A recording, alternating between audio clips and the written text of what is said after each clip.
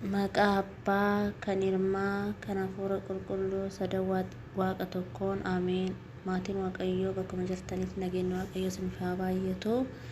Ergaa gaafii 1 hanga 10 dhugaa sobaa 11 hanga 100 immoo deebii sirrii ta'ee filadhu jechuudha. Gaafiin kan nu ba'e barsiisaan keenya kan nu baasanii amma immoo gaafii 51 kaasnee hanga gaafii 100 ni dubbisna. Yuutuubii Innishagartuu Walda Sanbat ላይክ ሰብስክራይብ ሼር gochuun barsiisaa keenya yaa jajjabeessinuu siniin jenna. Amma gaafii 51 eegallee ni dubbisna. Waaqayyo nu wajjin haa ta'u.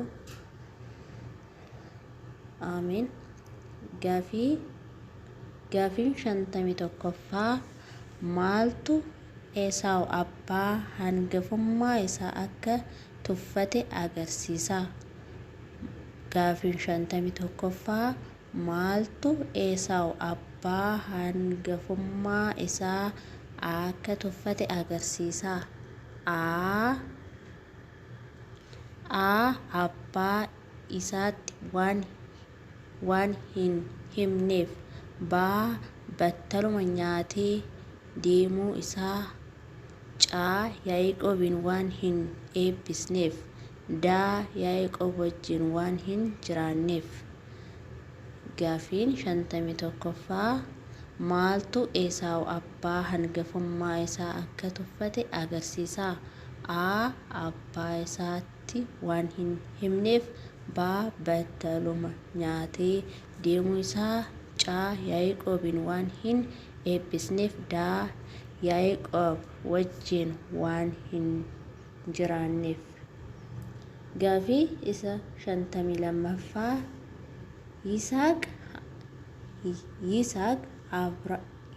Yisaaq harma haadha irraa addaan ba'e guyyaa san Abrahaam maal godhe? Gaafii 52 Yisaaq harma haadha irraa addaan ba'e guyyaa san Abrahaam maal godhe? A ayyaana guddaa godhe. B Waaqayyoon galateeffate. C Ismaa'eelin baase. D gara iddoo biraa deeme. Filannoo irra deebi'a. A ayyaana guddaa godhe. B Waaqayyoon galateeffate. C Ismaa'eelin baase. D gara iddoo biraa deeme. Gaafii 53 Saaraan eessatti duute? Saaraan eessatti duute? A Bershe'aa. B Herboon yookiin Qiriyaat Arbaa. C Sodoom. D Geerara. Filannoo irra deebi'a. A Bershe'aa. B Herboon. C Sodoom. D Geerara. Gaafii 54 Yisaaq Ribqaa yeroo fuudhu umriin isaa meeqa ture? Yisaaq Ribqaa yeroo fuudhu umriin isaa meeqa ture? A 30. B 40. C 50. D 60. Filannoo irra deebi'a. A 30. B 40. C 50. D 60. Gaafii 55 Waaqayyo maqaa Abrahaam gara Abrahaam kan jijjiire maaliif ture? Waaqayyo maqaa Abrahaam gara Abrahaam kan jijjiire maaliif ture? A nama guddaa waan ta'eef. B saba baay'eedhaaf abbaa waan isa godhuuf. C kakuu waan isaaf galeef. D sanyii baay'een waan ba'ateef. Filannoo irra deebi'a. A nama guddaa waan ta'eef. B saba baay'eedhaaf abbaa waan isa godhuuf. C caa kakuu waan isaaf galeef, daa sanyii baay'een waan baateef. Gaaffii 56ffaa namoota Sodoomii fi mana Looxitti maaltu gahe? Namoota Sodoomii fi mana Looxitti maaltu gahe? A. Ibiddaan gubatan. B. Battaluma jaaman. C. Lafni banamtee isaan liqimsite. D. Sayyeefi dhaaman. Filannoo irra deebi'a. A. Ibiddaan gubatan. B. Battaluma jaaman. C. Lafni banamtee isaan liqimsite. D. Sayyeefi dhaaman. Gaaffii 57ffaa Yisaaq gara iddoo aarsaatti osoo deeman maaltu baate? Yisaaq gara iddoo aarsaatti yeroo deeman maaltu baate? A. Qottoo isaa. B. Ibidda. C. Haaduu isaa. D. Qoraan. Gaaffii 58ffaa Ribqaan intala Baatu'eel yoo taatu, Baatu'eel ilma eenyu ture? Ribqaan intala Baatu'eel yoo taatu, Baatu'eel ilma eenyu ture? A. Abrahaam. B. Naahor. C. Laabaan. D. Loomii. Gaaffii 59ffaa Ribqaan Hoozii wajjin deemuu yeroo murteessitu obboleessi ishee fi haati ishee maal jedhanii eebbisan?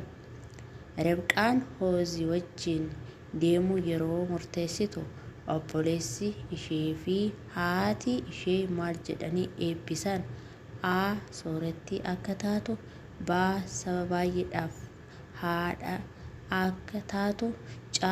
10,000 akka taatu sanyiin kee immoo karaa diinota haa dhalatu. C. Nagaadhaan akka geessu. Gaaffii 60ffaa Abrahaam maaliif Saaraa obboleettii koo jedhee sobe? Abrahaam maaliif Saaraadhaan obboleettii koo jedhee sobe? A. Qabeenya argachuuf. B. Achitti Waaqayyo sodaachuun hin jiru jedhee waan yaadeef. Haadha manaa isaa sababaan akka ajjeesan waan sodaateef. C. Saaraan akka ulfaattuuf. D. Mootii keessummaa wajjin nagaan oomuuf.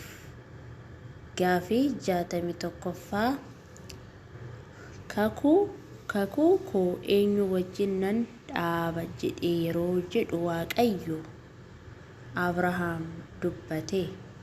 Kakuu koo eenyu wajjin nan dhaaba jedhee yeroo dubbatu yeroo jedhu Waaqayyo Abrahaam dubbate? A. Ismaa'eel wajjin. B. Loomii wajjin. C. Yisaaq wajjin. D.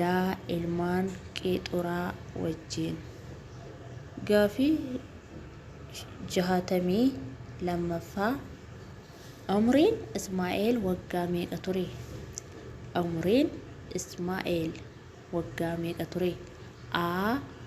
Waggaa 127. B. Waggaa 137. C. Waggaa 175. D. Waggaa 60.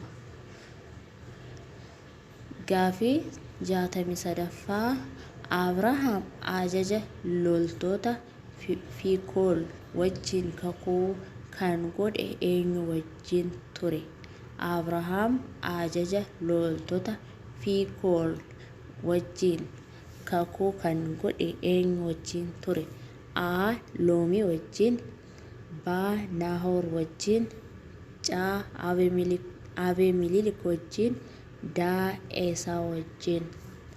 Gaafii 64ffaa Waaqayyo Abrahaamiin anaa fi si gidduu haa murteessu kan jedhe eenyu ture?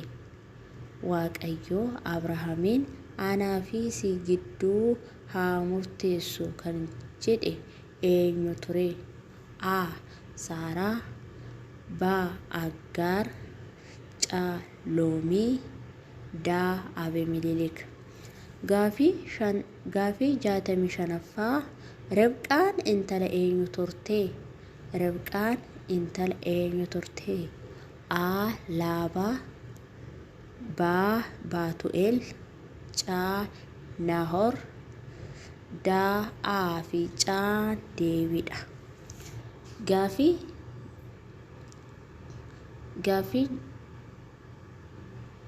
66ffaa Ergamaan Waaqayyoo Aggaar lafa onaa keessatti eessatti argite? Ergamaan Waaqayyoo Aggaar lafa onaa keessatti eessatti argite? A.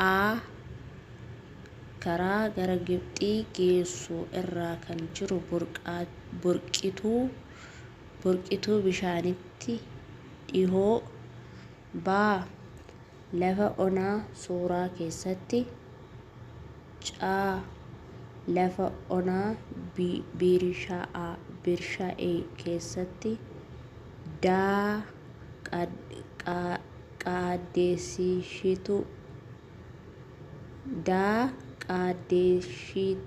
Qaadeshitii keessatti. Gaafii 67ffaa Abrahaam ilmaan Qeexuraadhaaf maal kenne?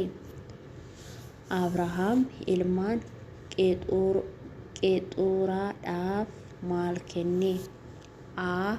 Qabeenya lafaa B. Walakkaa horii isaa C. Kennaa kennee gara biyya bahaatti isaan erge D.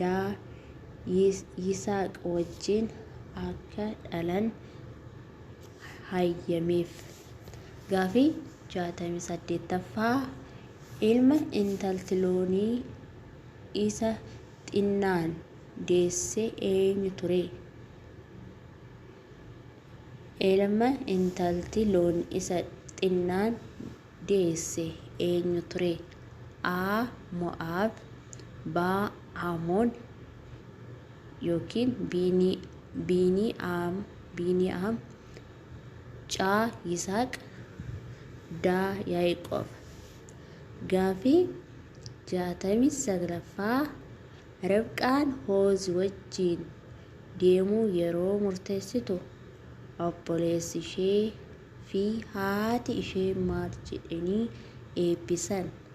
Ribqaan Hoozii wajjin deemuu yeroo murteessitu obboleessi ishee fi haati ishee maal jedhanii eebbisan? A. Soorattii akka taatu B. Saba baay'eedhaaf haadha akka taatu C. 10,000 akka taatu sanyiin kee immoo karaa diinotaa haa dhalatu D. Nagaadhaan akka geessu. Gaafii 70ffaa Saaraan maaliif kolfite? Saaraan maaliif kolfite? A. Waaqayyo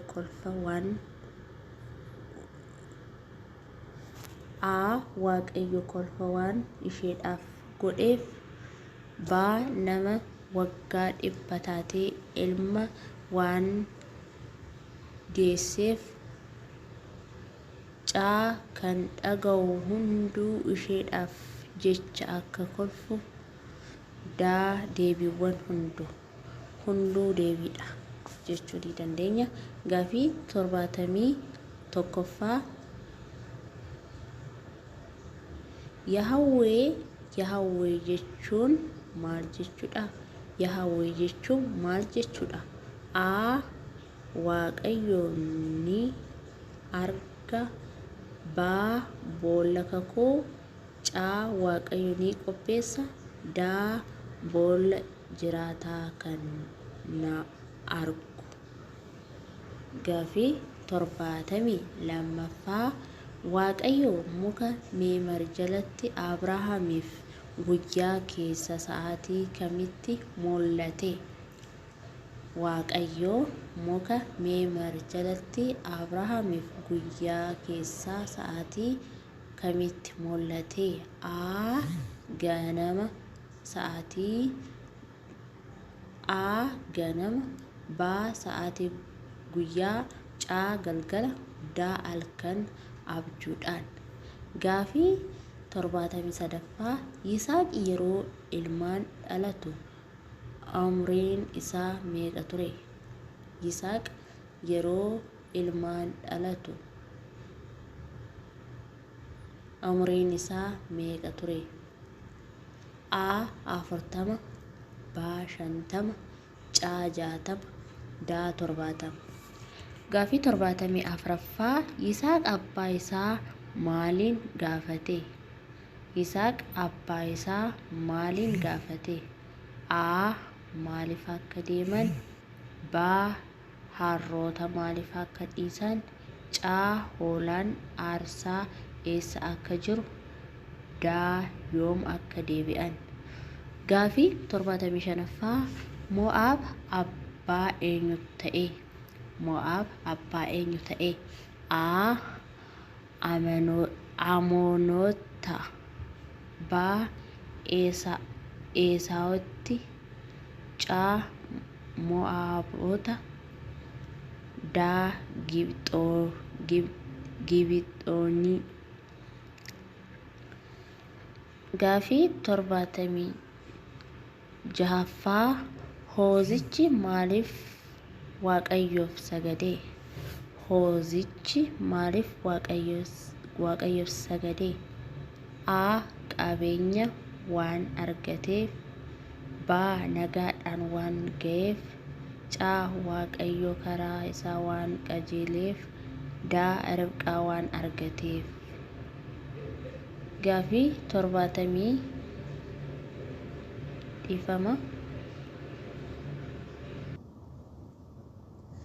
Gaafii 77ffaa yeroo Ismaa'eel Abrahaamiif dhalatu Abrahaam waggaa meeqa ture? Yeroo Ismaa'eel Abrahaamiif dhalatu Abrahaam waggaa meeqa ture? A. 76, B. 86, C. 96, D. 116. Gaafii 78ffaa Ribqaan hoozii fi gaalota erga obaaftee booda hoozichi isheedhaaf maal kenne? Ribqaan hoozii fi gaalota erga obaastee booda hoozichi isheedhaaf maal kenne? A. Qubeelaa fi baacoo, B. Meetii fi warqii, C. Uffata, D. Deebiiwwan hunduu deebiidha jechuu ni dandeenya. Gaafii 79ffaa Waaqayyo Ismaa'eel ilaalchisee maal dubbate? Waaqayyo Ismaa'eel ilaalchisee maal dubbate? A. Nama guddaa ni ta'a, B. Saba guddaa nan godha, C. Abbootii 12 nan dhala, D. Deebiiwwan hunduu deebiidha jechuu ni dandeenya. Gaafii 80ffaa Yisaaq haadha manaa isaa Ribqaa naannoo eessatti argate? Yisaaq haadha manaa isaa Ribqaa naannoo eessatti argate? A.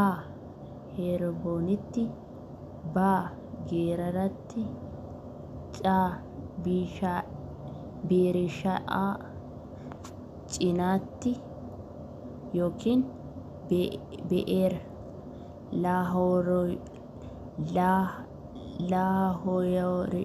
Laahooriyaa, D. Mooriyaa. Gaafii 81ffaa Saaraa Saaraa garaa isheetti kolfite sababbiin isaa maali? Saaraan garaa isheetti kolfite sababbiin isaa maali? A. Gooftaan ishee waan dulloomeef. B. Isheen waan dulloomteef. C. Aadaan deessuu isheerraa waan addaan citeef. D. Deebiiwwan hunduu. D. Hunduu deebiidha jechuu ni dandeenya. Gaaffii 82ffaa. Gaafiin 82ffaa maqaan Esaawu amala qaama wajjin wal qabate maal agarsiisa? Maqaan Esaawu amala qaama wajjin wal qabate maal agarsiisa? A. Rifeensa ta'uu. B. Diimaa ta'uu. C. Jabaa ta'uu. D. Ariifataa ta'uu. Gaaffii 83ffaa Abrahaam Yisaaqin aarsuuf yeroo deemu hoozii meeqa fudhate ture? Abrahaam Yisaaqin aarsuuf yeroo deemu hoozii meeqa fudhate ture? A. 1. B. 2. C. 3. D. 4. Gaaffii 84ffaa Abeemeleek Abrahaamiif hoolaa fi saawwan kennuu cinaatti miizaana meeqa kenneef? Abeemeleek Abrahaamiif hoolaa fi saawwan kennuu cinaatti meetii meeqa kenneef? A. 100. B. 200. C. 400. D. 1000. Gaaffii 85ffaa Ismaa'eel abbootii meeqa dhalche? Ismaa'eel abbootii meeqa dhalche? A. 7. B. 10. C.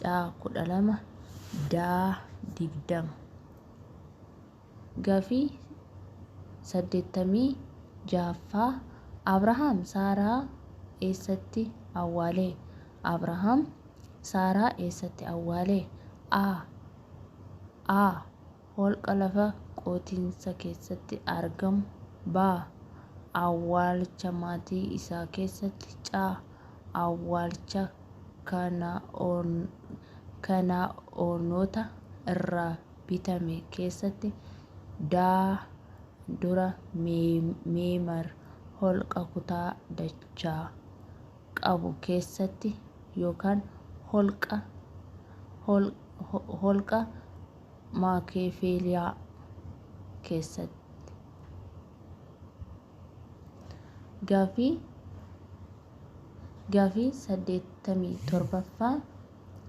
87ffaa Waaqayyo cubbuun Sodoomii fi Gomoraa akka ulfaate kan dubbate eenyutti ture? Waaqayyo cubbuun Sodoomii fi Gomoraa akka ulfaate kan dubbate eenyutti ture? A. Abrahaamitti. B. Abrahaamii fi namoota sadiitti. C. Abrahaamii fi loomitti. D. Ergamtootatti.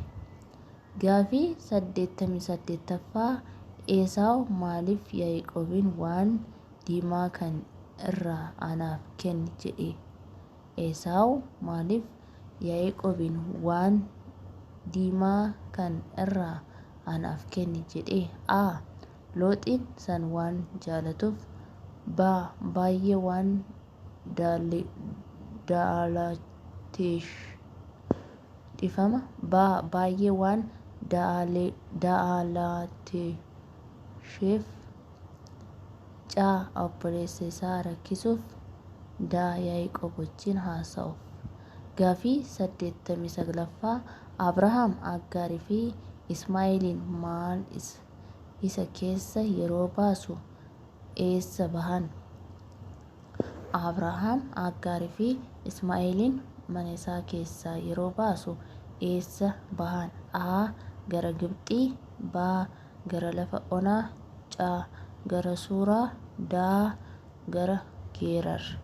Gaaffii 90ffaa Abrahaam waggaa meeqa jiraate? Abrahaam waggaa meeqa jiraate?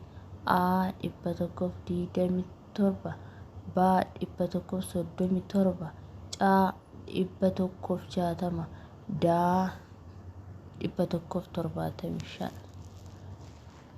Gaafii 91ffaa. Gaafii 91ffaa.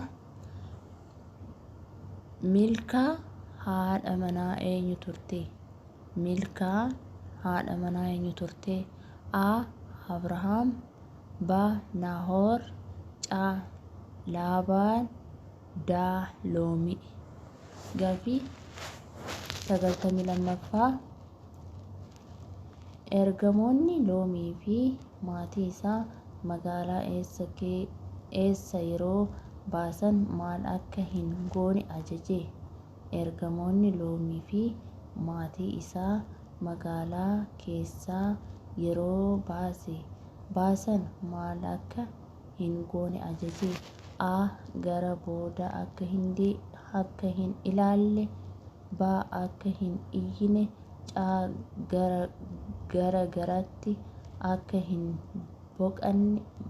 baqanne, D gara Zo'aar akka hin deemne. Gaafii 93ffaa. Aggaar lafa onaa keessatti rakkachuushee eenyu dhaga'e? Aggaar lafa onaa keessatti rakkachuushee eenyutu dhaga'e? A Saaraa, B Abrahaam, C Waaqayyo, D Ismaa'eel. Gaafii 94ffaa. Ribqaan waan hoosii Abrahaam wajjin isheetti gahe eenyutti himuuf fiigde? Ribqaan waan hoosii Abrahaam wajjin isheetti gahe eenyutti himuuf fiigde?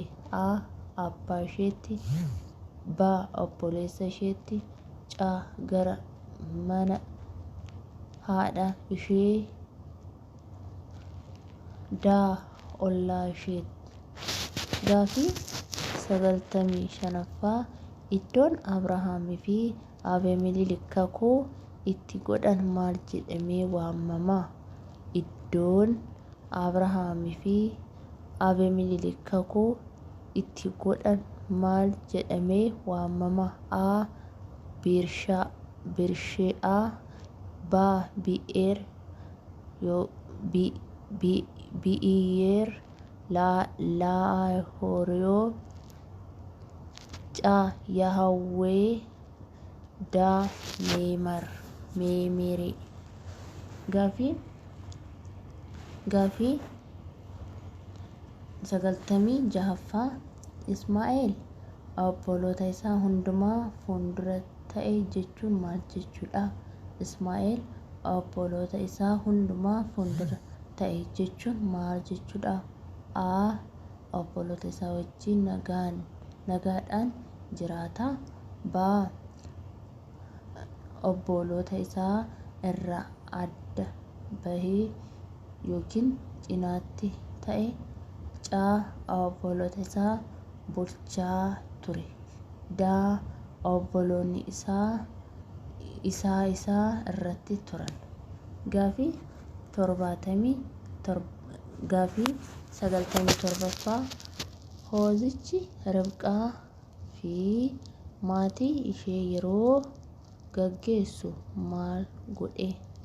Hoozichi Ribqaa fi maatii ishee yeroo gaggeessu maal godhe?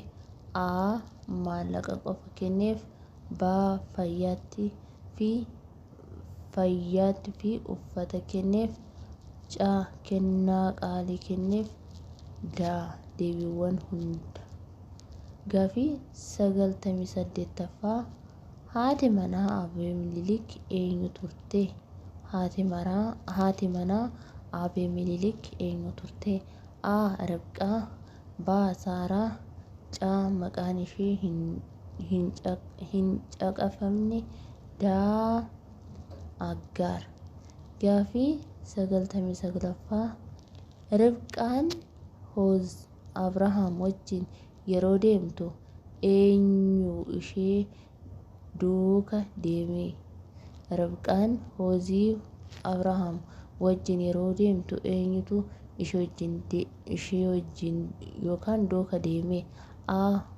Warra ishee. B. Obboloowwan ishee. C. Gargaartuu ishee. D. Ollaa ishee. Gaaffii 100ffaa isa xumuraa. Ergamaan Waaqayyoo Haggaariin yeroo ishee waamu eessa turte? A. Lafarraa. B. Samiirraa. C. Holqa keessatti. D. Boolla bishaanii irratti. Ameen. Ergaa gaaffii 51ffaa hanga 100 kan dubbisne kana fakkaata. Waaqayyo nu haa gargaaru. Barsiisaan keenya kan ifaajanii kan gaaffii deebii nu baasanii nu immoo hojjannee barsiisaa keenya haa gammachiisnu jedha.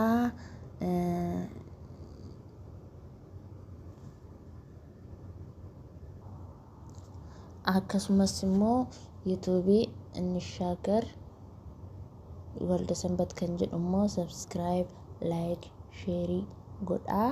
Barsiisaa keenya yaa gargaaru kanaan yeroo hundumaa guyyaa hojja duree kaasee hanga jimaataa barumsa injira sa'aatii 10 hanga sa'a 11 inafinaa kottaa baradhaa.